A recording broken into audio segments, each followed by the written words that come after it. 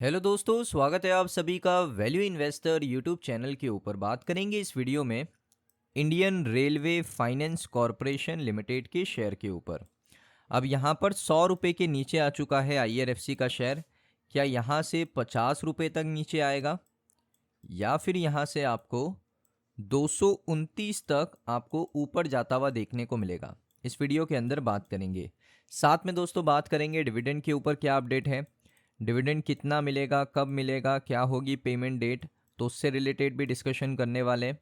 उसके अलावा यहाँ पर एक रिपोर्ट आई है दोस्तों कि जो IRFC का शेयर है वो आप देख सकते हो 100 रुपये के नीचे आ चुका है पहली बार सिंस जनवरी 2024। यानी जनवरी 2024 से पहले ये दोस्तों 90, 85, 80 रुपये पे काम करता था। जनवरी 2024 के बाद पहली बार IRFC का शेयर 100 रुपये के नीचे पहली बार आया है, यानी 99 रुपये पर आज के सेशन में ट्रेड कर रहा है। अगर मैं थोड़ा आपको डेटा बताऊं पुराना, तो देख सकते हो यहाँ पर 2024, इससे पहले ये 99, 94, 72 इन लेवलों पर काम करता था, तो उसी लेवल पर अभी आ चुका है। यानी यहाँ से दोस्तों करेक्शन कितना आएगा उसके ऊपर डिस्कशन करेंगे। उसके साथ साथ यहाँ पर आप देख सकते हो रिपोर्ट में हम थोड़ा सा नीचे आएंगे। अब ये गिरावट हुई क्यों? देखिए, गिरावट का एक रीज़न क्या है, मार्केट अगर आप देखोगे ना, आज निफ्टी 50 हो गया, सेंसेक्स हो गया, सभी के अंदर आपको क्रैश यहाँ पर देखने को मिला। क्यों देखने को मिल रहा है? क्योंकि ईरान के अंदर वॉर चल रही है, पूरे मिडल ईस्ट के अंदर वॉर चल रही है। ईरान, इजराइल, अमेरिका इस वॉर के अंदर इन्वॉल्व है। तो इस वजह से यहाँ पर ग्लोबल सेंटिमेंट्स हर्ट हो चुके हैं, और ग्लोबल सेंटीमेंट जब खराब होते हैं, ग्लोबल इंडिसेस खराब हो जाते हैं, तो इंडियन मार्केट के ऊपर भी उसका असर देखने को मिलता है। क्योंकि देखिए, गल्फ के अंदर वॉर होना, मिडल ईस्ट के अंदर वॉर होना, इसका सीधा कोरिलेशन होता है हमारे क्रूड ऑयल से। तो क्रूड ऑयल के प्राइस बढ़ते जा रहे हैं दोस्तों, गोल्ड के प्राइस बढ़ते जा रहे हैं। तो इस वजह से मार्केट के अंदर से लोग पैसा निकालकर गोल्ड में निवेश कर रहे हैं, क्योंकि वो एक सेफ हेवन एसेट है।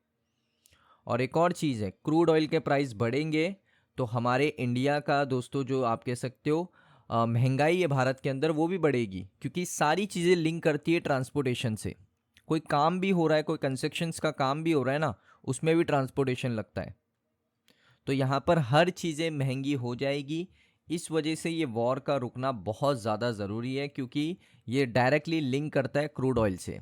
क्योंकि क्रूड ऑयल दोस्तों आप सभी को पता है कि ईरान के पास भी बहुत ज़्यादा तेल है। साथ में जो भारत से हम भारत में जो तेल आता है वो ईरान की दोस्तों यहाँ पर नज़दीकी जो सी एरिया है वहीं से आता है। तो अगर ईरान उसको ब्लॉक कर देता है तो इंडिया के लिए बहुत परेशानी बढ़ जाएगी। तो ये बहुत बड़ी दिक्कत है। इस वजह से हमारा जो मार्केट है ना, आज के सेशन में आपको क्रैश होता हुआ देखने को मिला है। उसके साथ दोस्तों रीज़न यही है कि OFS आया। OFS ने सभी शेयर होल्डर्स को निराश किया, क्योंकि फ्लोर प्राइस कंपनी ने 104 रुपये का रखा। अब जिसने OFS में निवेश किया उसको तो लॉस हो रहा है, जिसने OFS में निवेश किया उसको तो लॉस ही हो रहा है ना, उसको कौन सा प्रॉफिट हो रहा है। फ्लोर प्राइस कंपनी ने रखा था भाई 104 रुपये का, अभी शेयर आपको मिल रहा है 99.73 का। तो यहाँ पर लॉस ही आपको देखने को मिल रहा है। तो ये वजह भी है कि OFS के अंदर अंडर सब्सक्रिप्शन हुआ है। सरकार चाहती थी कि 2% का स्टेक हम बेचेंगे, लेकिन 2% का स्टेक नहीं बिका है, 1.71% का स्टेक यहाँ पर बेचा गया है सरकार के द्वारा OFS के अंदर। ये देखिए, गवर्नमेंट ने कट किया है IRFC के स्टेक टू 84.65। पहले 86.36 है, पहले का होल्डिंग है 86.36 का। यहाँ पर भी देख सकते हो, यहाँ पर आप आओगे, प्रमोटर होल्डिंग 86.36% की है, और अभी कितनी हो चुकी है, 84.65% हो चुकी है OFS के बाद।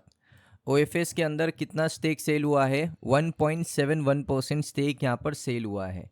यानी सरकार की जो बेस थी कि भाई 2% तो बेचेंगे हम लोग, 2% भी सेल नहीं हुआ है, क्योंकि आपने फ्लोर प्राइस को मार्केट प्राइस से ज़्यादा रखा, 104 रखा जब मार्केट प्राइस 103 चल रहा था, और अभी तो मार्केट प्राइस 99.71 चल रहा है। तो ये सारी चीज़ों की वजह से OFS IRFC का फ्लॉप हो चुका है। और मुझे लगता है सरकार को ये भी चीज़ पता चल चुकी होगी कि अगर OFS लेकर आना है तो मार्केट प्राइस से डिस्काउंटेड रेट पर लेकर आना है। डिस्काउंट रेट पर अगर OFS लेकर आएंगे तभी मार्केट में उसकी एक्सेप्टेंस बढ़ेगी। अगर आप मार्केट प्राइस से एक्सपेंसिव OFS लेकर आएंगे तो मार्केट में उसकी एक्सेप्टेंस नहीं बढ़ने वाली। ये सिंपल सी बात है, क्योंकि कोई एक समझदार व्यक्ति, इन्वेस्टर तो समझदार ही होता है, कोई एक समझदार व्यक्ति एक शेयर का वैल्यू मार्केट में 103 रुपये का है और OFS में उसका वैल्यू 104 है, तो मैं 104 पे क्यों खरीदूंगा जब मुझे 1 रुपये सस्ता मिल रहा है। मेरे कुछ तो पैसे बच रहे हैं और सेम क्वांटिटी शेयर मिलेगा दोनों में। ऐसा नहीं है कि वहाँ पर अलग मिलेगा, वहाँ पर कुछ वोटिंग राइट्स मिलेगा, कुछ एक्स्ट्रा फीचर्स मिलेंगे वहाँ खरीदने में। एक्सपेंसिव खरीदने में कुछ तो एक्स्ट्रा मिलना चाहिए, अगर नहीं मिल रहा है तो मतलब ही नहीं है। तो इस वजह से मुझे लगता है कि यहाँ पर जो रिटेलर्स हैं, जो इन्वेस्टर्स हैं, उन्होंने मार्केट पे खरीदने का फ़ैसला किया, ना कि उन्होंने यहाँ पर OFS के थ्रू खरीदने का फ़ैसला किया, क्योंकि OFS में चीज़ महंगी है, चीज़ एक्सपेंसिव है, इस वजह से।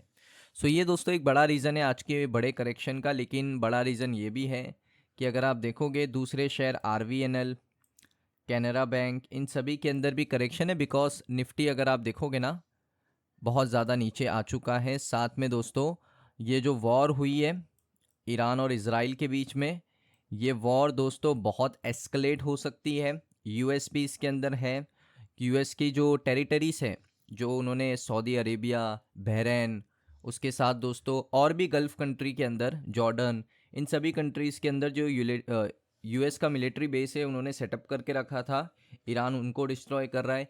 ईरान ने अब इजराइल के ऊपर हमला किया है। पहले ईरान वालों ने जो वहाँ के आयतुल्ला हैं, वहाँ के जो सुप्रीम लीडर हैं, उनको यहाँ पर क्या कर दिया, मार दिया। तो उस वजह से यहाँ पर ये वॉर बहुत एस्केलेट होगा। इस वजह से मार्केट के अंदर प्रेशर है, और मार्केट के अंदर प्रेशर है इसका सिंपल सा मतलब है कि भाई IRFC के ऊपर भी प्रेशर है और बाकी शेयर्स के ऊपर भी प्रेशर है। तो ये सारे रीजंस की वजह से आप कह सकते हो IRFC नीचे आ चुका है। लेकिन ये कहना यहाँ से 50 रुपये जाएगा, 20 रुपये जाएगा, बिल्कुल गलत बात है। ये लेवल्स मुझे नहीं लगता है IRFC टच करने वाला है, इतना नहीं गिरेगा। क्योंकि जिस समय पर ये 20 रुपये पे काम कर रहा था, 50 रुपये पर काम कर रहा था, उस समय पर IRFC का प्रॉफिट और आज के समय पर IRFC का नेट प्रॉफिट ज़मीन आसमान का फ़र्क है। दिखा देता हूँ विद टाइम विद डेटा। ये देखिए 5 साल के डेटा के ऊपर आएंगे। कब काम कर रहा था भाई 20 रुपये पर? 13 मई 2022। मैं 2022 का डेटा खोलूँगा आपके सामने। हम आएंगे 2022 के डेटा के ऊपर। 2023 का डेटा अवेलेबल है। चलिए 2023 के डेटा से मैं इसको कंपेयर करता हूँ। क्वार्टर्स के ऊपर आएंगे, आई थिंक इधर यहाँ पर होगा। यहाँ पर आप देख सकते हो 2022 का डेटा है। 2022 में कंपनी का जो प्रॉफिट था, नेट प्रॉफिट था, वो था 1633 करोड़।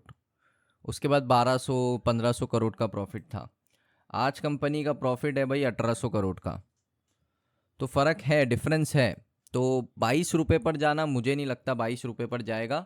और रेवेन्यू के अंदर भी अगर आप देखोगे 6218 करोड़ का रेवेन्यू था उस समय पर, और अभी अगर आप रेवेन्यू देखोगे 6661 करोड़ का है। तो रेवेन्यू भी आपको बढ़ता हुआ देखने को मिला है।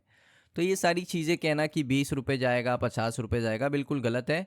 यहाँ से रिकवरी के चांसेस बढ़ जाएंगे, क्योंकि आप देख सकते हो कंपनी ने डिविडेंड अनाउंस किया, कंपनी के प्रमोटर अपना स्टेक सेल आउट कर रहे हैं। साथ में दोस्तों यहाँ पर OFS भी आ गया है, तो लिक्विडिटी भी बढ़ेगा।